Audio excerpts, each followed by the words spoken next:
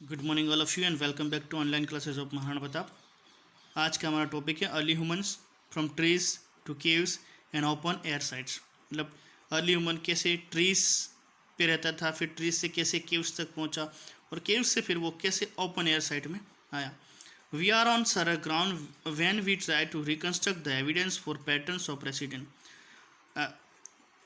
हमें कई सारे आर्कोलॉजिकल साइट्स को एक्सट्रैक्ट करने के बाद में एविडेंस मिले, तो उन एविडेंस के बेस पर हम किस तरह से उनकी पास्ट टाइम जो है उसको रिकन्स्ट्रक्ट करते हैं, उस पूरे पैटर्न को कैसे समझते हैं। One way of doing this is by plotting the distribution of art facts. एक तरीका ये है कि वो जो एक्सप्रेशन में ये जो हमें आर्ट फैक्ट्स मिले उनको किस तरह से हम डिस्ट्रीब्यूट करते हैं, प्लॉटिंग के हिसाब से उसको कैसे देखते हैं। For example, thousand of flakes tools and hand axes have been excavated at Kilombe and the ओल्ड्रो के साइल इन केन्या।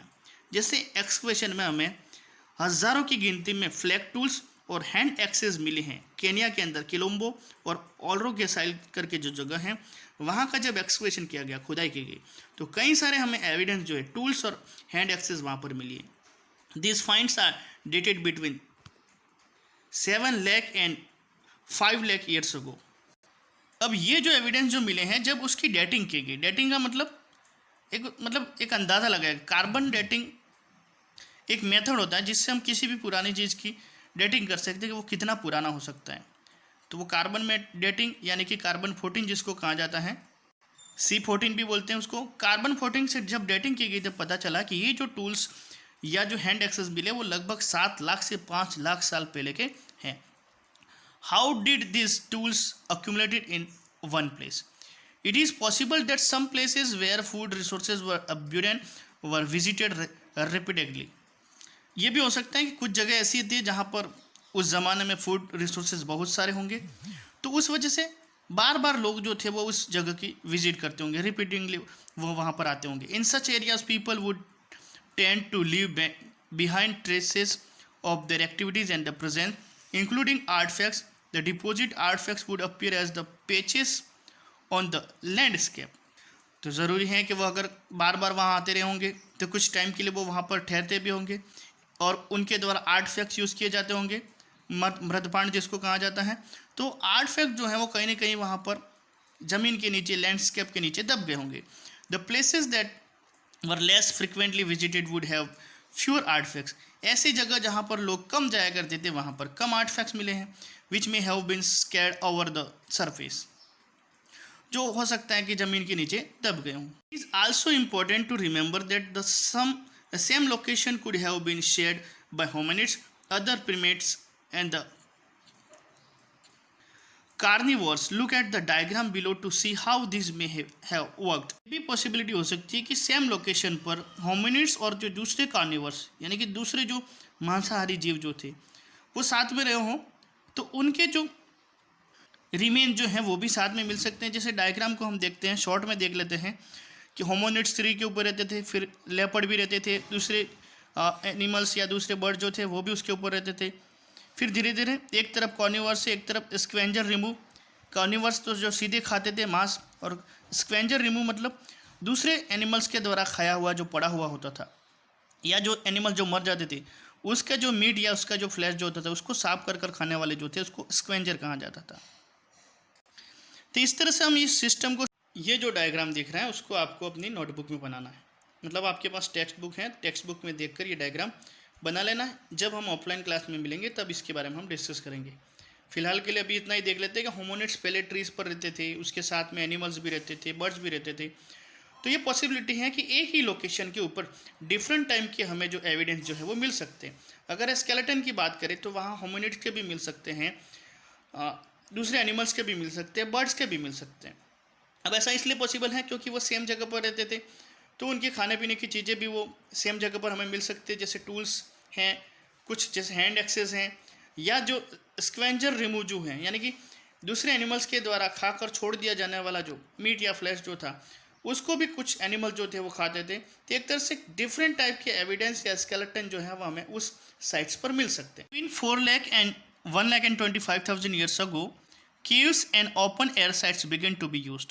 मतलब आज से लगभग 4,00,000 ईयर्स अगो से लगाकर 1,25,000 ईयर्स अगो के बीच में अर्ली ह्यूमन जो थे वो उन्होंने धीरे धीरे अब ट्रीज को छोड़कर वो केव्स या ओपन साइट्स में रहने लगे थे.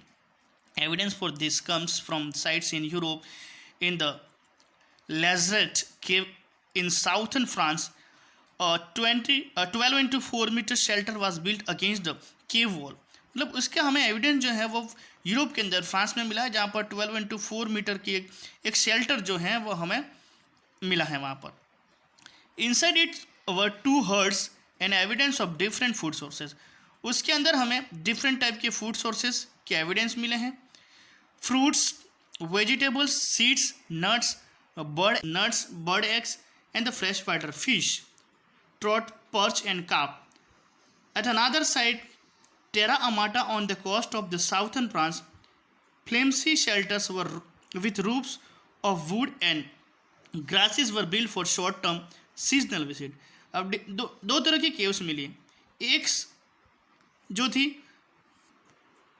तरह की शेल्टर हमें यहाँ देखने मिलते हैं. एक वो था जो केव्स के पास में या केव्स की जो वॉल जो थी उसके ऊपर बनाई गई, और दूसरा टाइप का जो शेल्टर है उसके ऊपर रूफ बनाई गई थी. तो हो सकता है वो सीज़न के हिसाब से वो जो हट जो थी वो प्रिपेयर की होगी, जिसके ऊपर रूफ के ऊपर वुड और ग्रासेस जो हैं उसका यूज़ किया गया था. Pieces of bagged clay and born along with stone tools dated between 1.4 and 1 million years ago have been found at the Cheswonza, Kenya and the Swartkrans, South Africa. तो कुछ जगह ऐसी है जहाँ पर बैग्ड क्ले यानी कि पकी हुई मिट्टी के जो पीसेस जो है वो मिले हैं. बॉन यानी कि जले हुए हड्डियाँ मिली हैं. टूल्स मिले हैं. अगर उनकी हम डेट निकालने जाएँ तो वो 1.4 से लगाकर 1 मिलियन ईयर्स अगो पहले की हैं. ये हमें केनिया और साउथ अफ्रीका के अंदर से मिले हैं. Were this the result of natural Bush fire और द वॉल्केनिक इरप्शन. अब ये कैसे जली होंगी उसके पीछे अंदाज़ा लगाया गया है कि वो नेचुरल वो जो आग लगी होगी उससे, या कोई वॉल्केनिक इरप्शन हुआ होगा, उससे ये सारी चीज़ें जो होंगी वो बर्न हो गई होंगी. और were they produced through the deliberate control use of fire. We do not really know. ये भी हो सकता है कि उसने उन लोगों ने उनको यूज़ किया होगा, हम एग्जैक्टली नहीं बता सकते कि वास्तव में क्या हुआ होगा. Hearths on the other hand are indication of the control use of fire. जगह पर हर्थ मिली है. हर्थ का मतलब होता है भट्टी. तो hearth on the other hand are indication of the control use of fire. तो हर्थ मिलने का मतलब ये, इसको हार्थ नहीं पढ़ेंगे, इसको हर्थ ही पढ़ना आपको. तो हर्थ मिलने का मतलब कि वो लोग जो थे वो फायर का यूज़ करना जानते थे और उसको कंट्रोल करना जानते थे. This has a several advantage. Fire provided warmth and light inside caves. अब केव्स के अंदर वो रहते थे तो एक तो उनको गर्मी मिलती थी, लाइट मिलती थी उनको, and could be used for cooking. Besides, fire was used to harden wood, as for instance the tip of the spear. The use of heat also facilitated the flaking of tools. As important, fire could be used to scare away dangerous animal. इन सारे uses के अलावा जो dangerous animal जो थे उनको डराने के लिए भी फायर का यूज़ वो करते होंगे.